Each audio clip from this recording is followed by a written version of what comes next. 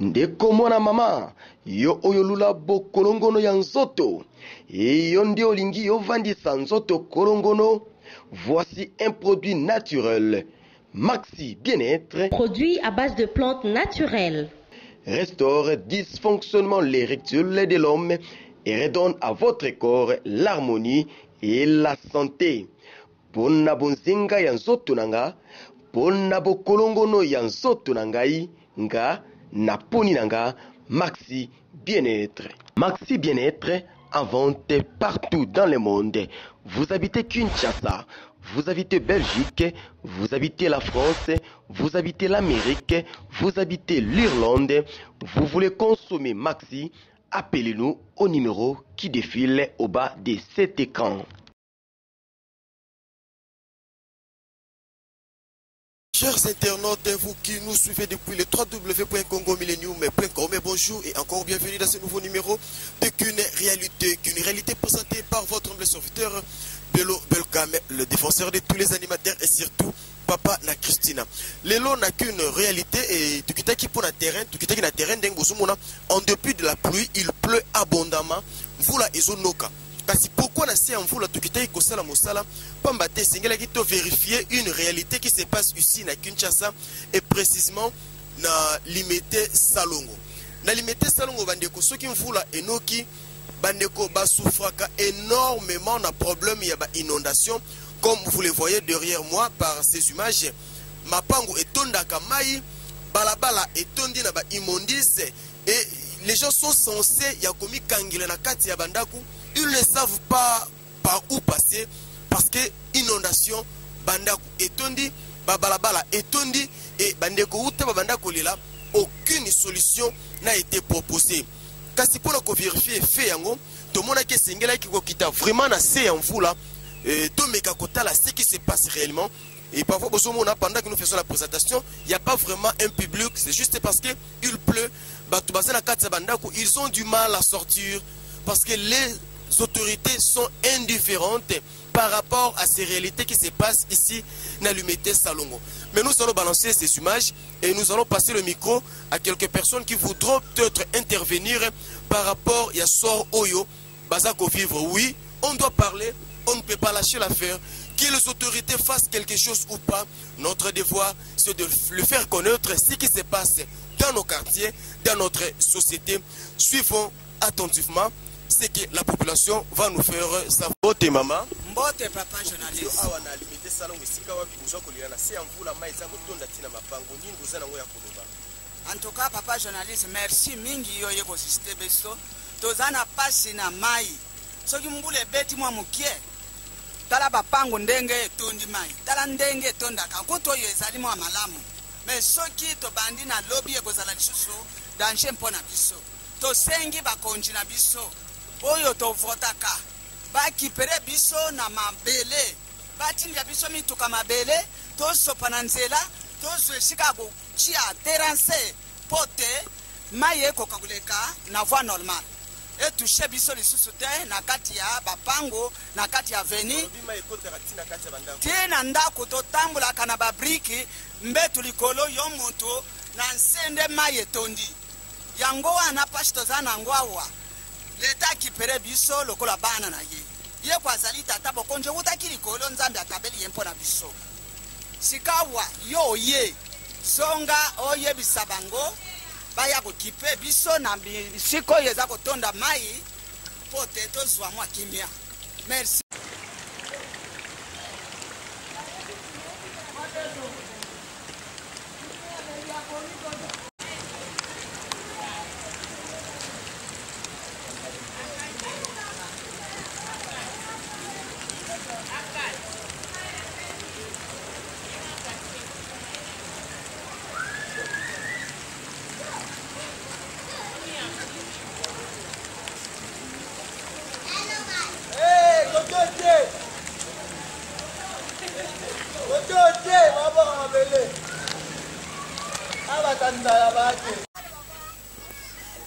Mbote maman. Mbote papa. tokuti yo mpe awa na limite salongo na se ya mvula yebisa biso awa soki mvula enoki bozalaka ndenge nini?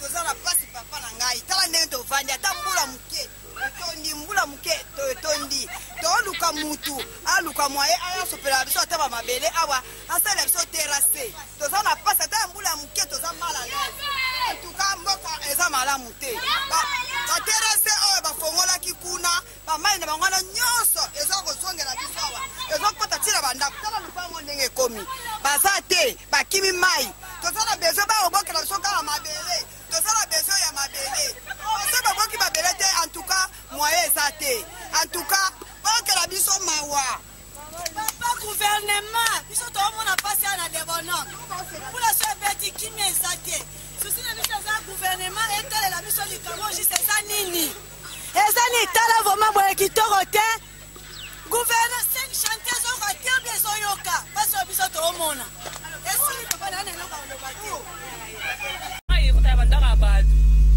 terase bashina batonga mabe mai ekotaka na terase te ezoya bandaka bato moni mai ezokitala bandaka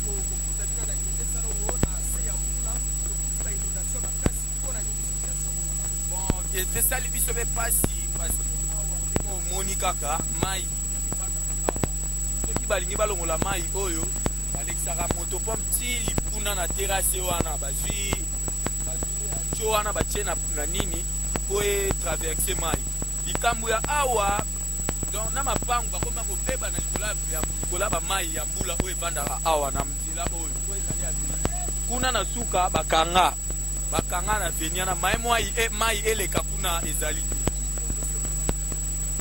bon tosenga na bakonzi ya mboka bameka un peu kosoutenir biso parce que awa mai te tozosouffrir na mambo ya mai oyo etondi edeborde ekotelaka biso nyonso kototina se ti likolo pratiquement à la fin de notre émission et vous voyez comment nous sommes en train de nous mouiller.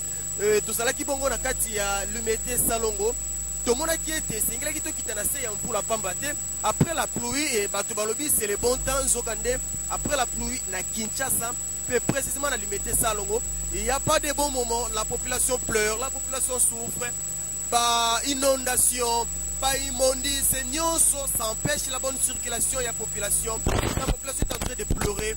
Pas maladie, pas infection et bien ça qu'on s'est développé là cependant les autorités sont indifférentes. Aucune des autorités aza koluka kotia ta miso tokana likambo oyo yango kongo mileyum lokola la campagne pene la population na ye andimaki ya pola to ndimaki ko polisa bilamba na biso mpona ko yanola na ndimbola oyo tanga e petamaki na ngambo ya balandi na biso ya Kinshasa. Si vous avez aimé cette image ou cette émission, tout est grand merci au boss de l'Airbus, il s'agit de messieurs Ricky Dibensi. Et surtout n'oubliez pas de remercier les grands chefs de la grande famille, il s'agit de messieurs Désiré Kenge Beni, Molongane Mamabia, la ministre. Ces belles images ont été prises par l'ingénieur de leurs ingénieurs Olivier Divididi. Et derrière la caméra, c'était Bello Belka même, Papa na Christina, Tokutani, na prochaine émission. Bye bye.